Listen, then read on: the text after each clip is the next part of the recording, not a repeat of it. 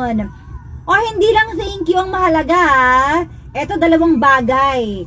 Thank you and sorry. Yan, importante yan. Kapag nakasakit ka, huwag kang matakot magsabi ng sorry. Kasi pag takot ka, ibig sabihin pride yan. At huwag natin pairalin ang pride natin sa mundong ito. Kasi minsan lang tayo mabubuhay. Kaya makipagkapwa tao tayo ng maayos.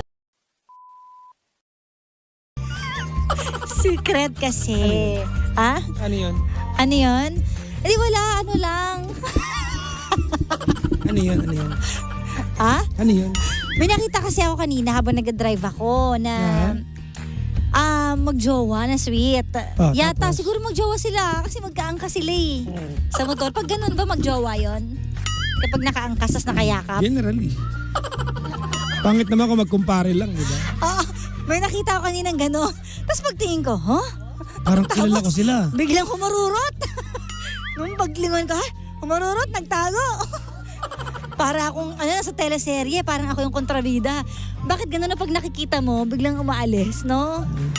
So parang kilala mo ba yung nakita mo kanina? Ay, secret. Hindi ko sasabihin. Walang clue. Okay Okay.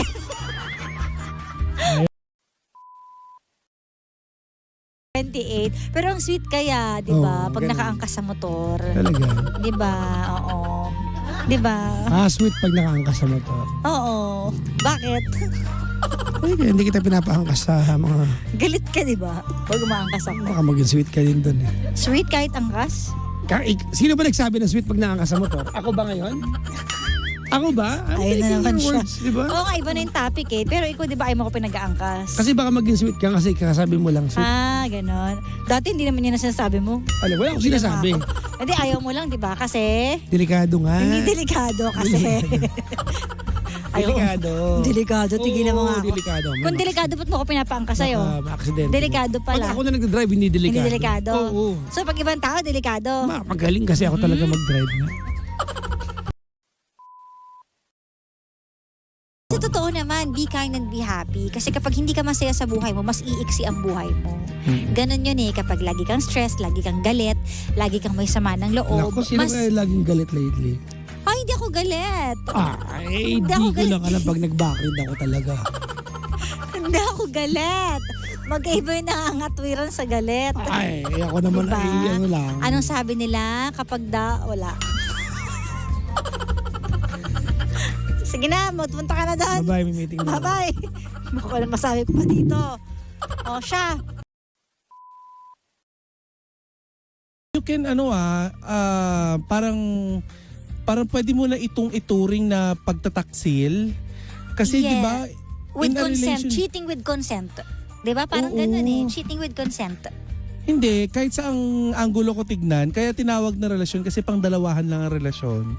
Lalo na pag committed ka sa isang tao, wag nang committed. 'Di ba may tinatawag nga sila na F-body, 'di ba? May ganon. Wala Wag naman nang- yun. F-body parang naman. Oo, ganon. Pag single lang yata yun, parang gano'n na rin. Oo, pero wala din naman halos kaibahan yung gano'n eh, 'di ba? Oo. Wala naman ding pupuntahan yung open relationship kundi matagalan lang na parang niloloko niyo lang po yung sarili niyo. Oo, kasi habang nasa isang relasyon ka, nag-e-explore ka pa ng iba. So, ibig sabihin, hindi ka contented. Paano kapag na-fall? Diba, kagaya nito ni Lance, na-fall na siya. And hindi with the girl, boy din. Pero 'di ba? At sinisecret niya na. So, iba na yon. Pero 'di ba sa relationship, ang sex ay isa sa pundasyon ng relasyon. Yeah. Sa ako naniniwala ko na sa isang relasyon, ang sex ay ketchup. I've said this before. Sausaw. Pampasarap yun sa isang burger, di ba? Pero pwede namang walang ketchup din, depende sa'yo. So, wag natin paikutin. Ikaw, Wag natin may paikutin ketchup ka sa ba? ketchup. Wala nga eh. Wag natin paikutin sa ketchup lang. May Kaya lagi ketchup. mainit ulo ko, Ay, walang wala ketchup. kang ketchup pero may sarsa. Yes. Kara sarsa. Sarsa. Pinidilaan yung lalaki ng paa. Ano pa kaya? Lahat may fetish talaga. Sa akin, sukang pinakurat. Hihila mo sa una. Mukhang yummy ka na. Grabe naman. Si Papa Jackson nagpipigil oh. Sabi niya, anong pake ko dyan? Wala nga akong ketchup eh. Pero may sarsa.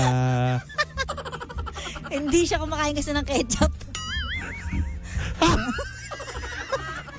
Bakit naman niya kasi kakainin yung ketchup mo? Ay, Uy, pinagsasasabi natin. Yun naman. Tinan mo, nailang na siya. Ayaw niya namang usap.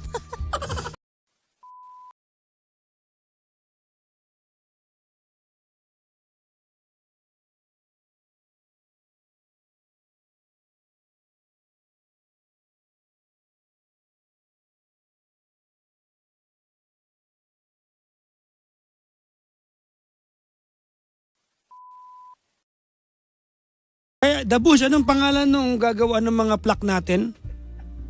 Anong pangalan nung kumpanya? Ito kasi payabang ako, nagpunta ako. Kasi mga pangga, di ba, sa party namin, alam mo lahat ng nangyari sa opisina namin, alam nyo, no? Chismoso talaga ako. Nagpunta ako sa hindi sa Recto, sa banda, malapit lang sa akin eh. Santa Ana yata, oo.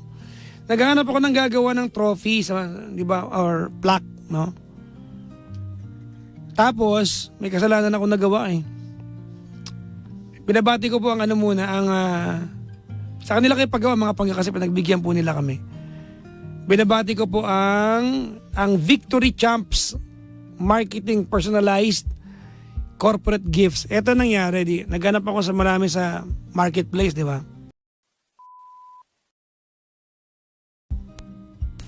Tapos ang unang tanong ko, kaya niyo po mag-rush? Kasi imagine mo, Lunes, may kwento nga to eh. Magkikita kami ni Cara dapat ng alas 3. Sabi ko, may pupuntahan ako na. Di unahin mo yan, gumanon, no? Kasi usapan namin the previous day, di ba kagaling siya ng Batangas? Siyempre, inuna ko yung obligasyon ko sa office. Inaantay ko sabihin niya, samahan kita. Hindi nag-volunteer. Di umalis ako, matapang ako. So anyways, pumunta ako sa gawaan, naghanap ako sa mga panggano. Sa marketplace. Hindi ko sinabi kagandang araw, may lakad ako eh. Kasalanan ko naman. Tatanga-tanga kasi ako.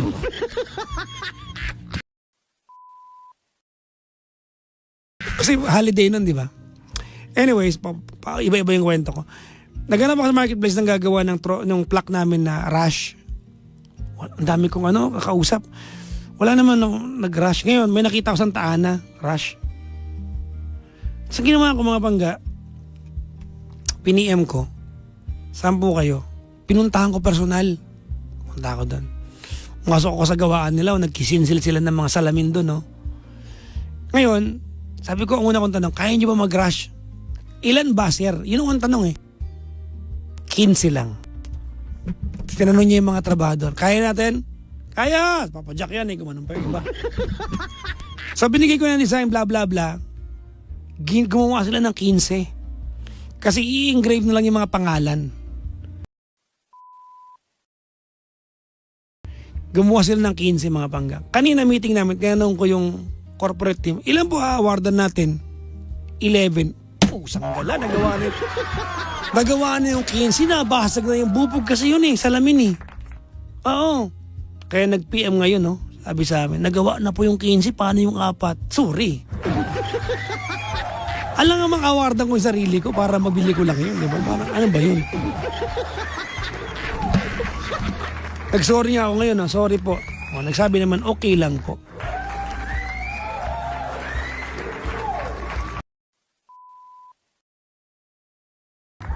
Ano daw koneksyon ni Cara doon? Ang koneksyon ni Cara doon kasi dapat magkikita kami ng alas 3. Dahil Sunday usapan namin yun. Hindi kami nagkita. Tapos nakalimutan ko pa sabihin sa kanya na may pupuntahan akong gawaan ng trophy. Sabi ko lang magpapakarawas ako. Pero magpapakarawas ako tsaka after pupunta sa gawaan ng trophy.